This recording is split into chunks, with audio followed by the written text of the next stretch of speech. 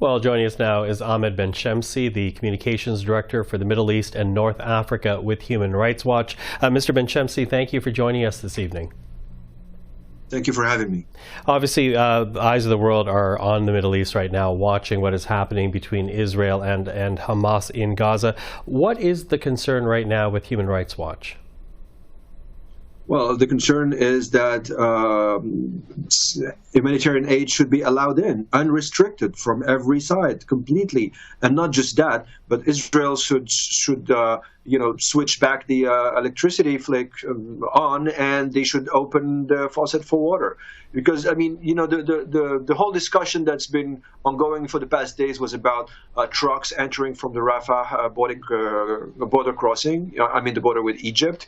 And the whole discussion was about how many trucks, is it enough or not enough? Well, obviously 20 trucks is not enough when an average of 100 trucks came in every day before the hostilities. So you can imagine that the needs are way much higher than 100, so what about 20?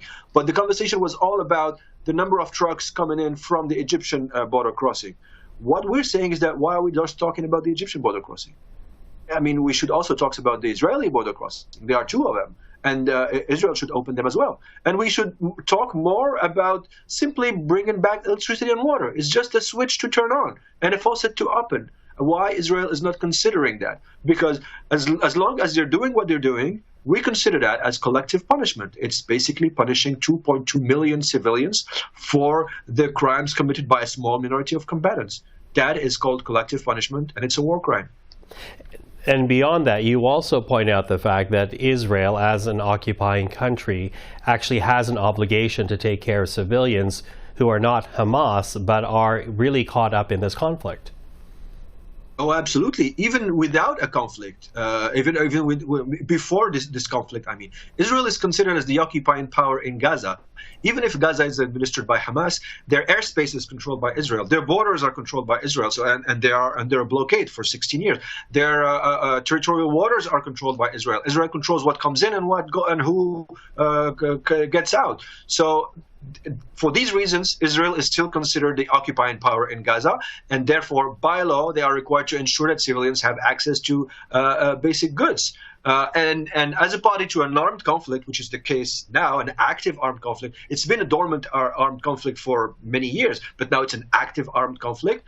As a party to such a conflict, Israel must facilitate the rapid and unimpeded passage of humanitarian aid. That includes trucks coming in sufficient numbers, not just from the Egyptian border, but also from the crossing points on the Israeli territory. And more importantly, they should again reestablish water and electricity because they can, and it's very easy for them to do so. And by not doing so, they are collectively punishing 2 million people and more, including babies, including civilians, people who are not combatant by any stretch of the mind. But as you know, Israel is concerned about Hamas taking any type of aid that's brought in from Israel and using that for its purposes. What do you say to that? Well, I say that they didn't have that problem before because this is not the first time Israel and Hamas are in active combat. There were at least 4 wars, if we don't count like the low intensity, exchanges, but there were like 4 high intensity wars with Gaza in the past 15 years. And during each one of them, the Israeli army managed somehow to maintain water and electricity supplies and to periodically open its own crossings with Gaza to allow at least minimal humanitarian aid. Why aren't they doing it this time? The pretext of Hamas beneficiating from whatever why didn't it work before and it's working now? Now, many Israelis, as you know, are still reeling from the effects of the Hamas attack on October 7th. Hamas has continued its rocket attack since that day. There are still dozens of hostages that have not made their way back home yet. What do you say to Israelis and to Jews around the world who see this as a fight against terrorists and blame Hamas for using essentially the Palestinian people as human shields? I will say that what happened on October 7th is a war crime of unspeakable magnitude, and that I totally understand that people are deeply traumatized by those ghastly events, especially since they convoke the memory of mass murders of Jews in the history of the 20th century. This is the biggest massacre since the Holocaust. So I can absolutely understand the psychological impact on Jews all around the world. However, that doesn't mean that because a war crime was committed by a party, it is okay to commit counter-war crimes as retaliation. This is not how international law works. It is not reciprocal. It's not because a war crime was committed that you have to answer, that you can answer it by another war crime of arguably bigger proportion, at least based on the number of victims.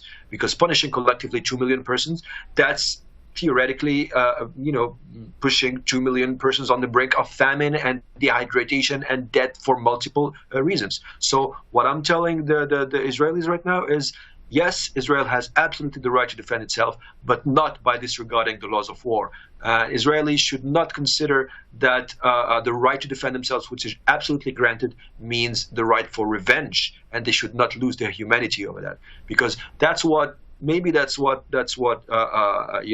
gruesome that was the objective of the gruesome murders that happened on October 7. But let's not give this victory to those murderers, and let's not use our humanity over those barbarous acts.